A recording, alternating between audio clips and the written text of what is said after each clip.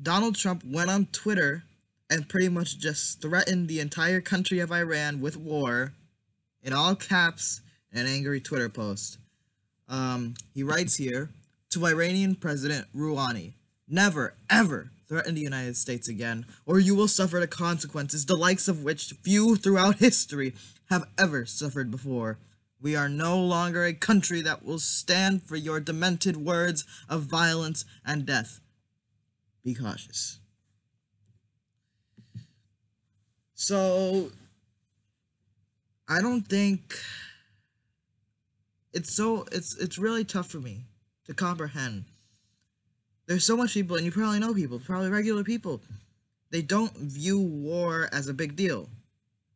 And perhaps we've just been so used to war, so conditioned, so we expect war constantly. I think throughout pretty much my entire life, we've been in a state of war. Okay? That's not good information. No one wants to hear that. But I think that's kind of the fact. Where it's just, we as the public, we've been going through life normally in a state of war. Most people practically wouldn't realize it. You know, back in the day, if a country was at war, the populace would probably notice because it would probably be encompassing daily life. But now we just live in a society where war is perpetual and it's just part of life.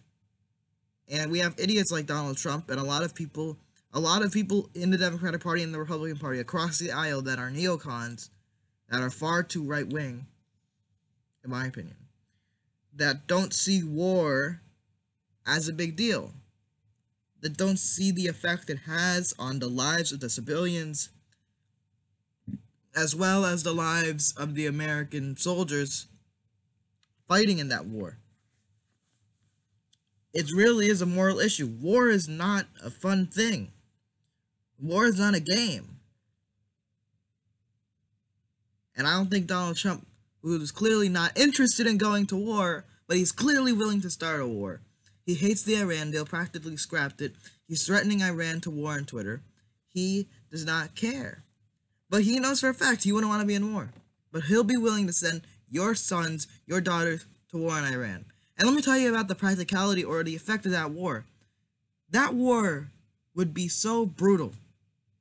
We're still in Afghanistan with the guise of trying to fight more groups or something, even though our allies in the region, like the warlords that we've decided to align with, they're starting to attack us. So it's a disaster in Afghanistan still.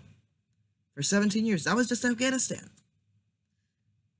Can you imagine what a war in Iran would be like? That would be one of the worst decisions this country ever makes. If you thought we spent a lot of money in Iraq and Afghanistan, we're going to spend a lot more money in Iran. It would be the biggest economic... It'll hurt the economy 100%, but it's going to kill so much Americans.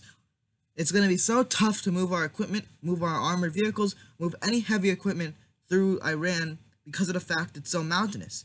It's hard to fight in mountains, and because of those mountains, it provides, if we were to attack the defenders, which would be the Iranians, so much opportunities for guerrilla warfare. It would be literally Vietnam 2.0, maybe even worse. It would probably be worse because of modern technology. I can guarantee you that. Iran isn't just Iraq with their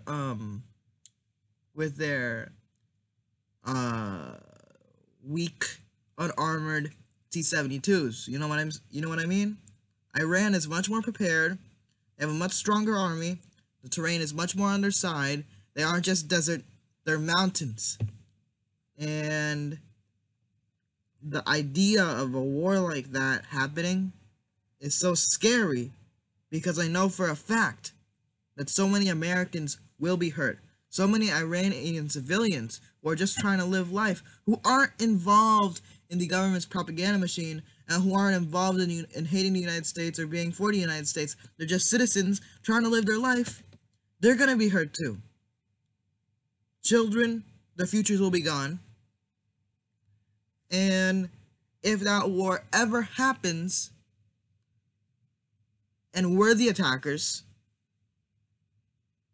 that'll be all on us.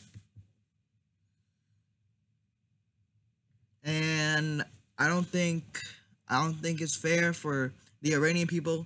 100% completely unfair for them that if they have to live through that.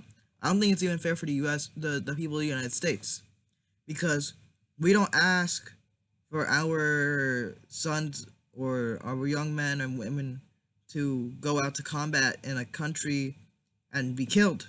We don't ask for that. But these idiots in Washington are like, oh, war, war, war. So if you thought Donald Trump was going to be something different than another neocon like George W. Bush or whatever, you thought he would be different. He talked about non-intervention during the campaign. He's a freaking liar.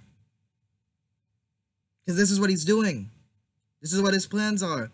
If we ever go to war with Iran in the Trump presidency, I wouldn't be surprised. He made a tweet before saying Barack Obama will send us to war in Iran to show how tough he is, to help him in the election. I will not be surprised. I won't be surprised if Donald Trump sends us to war. Here's the tweet. This is what Donald Trump said in 2011. In order to get elected, Barack Obama will start a war with Iran. In 2013, he said, I predict President Obama at some point will attack Iran in order to save face. He doesn't have views or ideology or anything like that. He's so trigger happy. He's so volatile. If Iran pisses him off, he's gonna want to attack them. He's gonna want to start a war. And I guarantee you, he's not stupid. He knows that a war will help his poll numbers, maybe. Because generally, when we have a war, we want to elect the same leader just so we have someone that knows what they're doing. So if Donald Trump puts the American people and our country into a state of war, another big war, Vietnam 2.0 in Iran, I wouldn't be surprised. And I'll be disappointed. And it'll be one of the biggest atrocities in the 21st century for sure. It'll be one of the biggest disasters. If Iraq was horrible, we're spending trillions of dollars when we're fighting our military adventures overseas in the Middle East. We spent way over $1 trillion. And then they tell us we can't afford universal health care or free public college tuition and trade school. We can't afford that. It's too much money. But let's openly threaten war with Iran.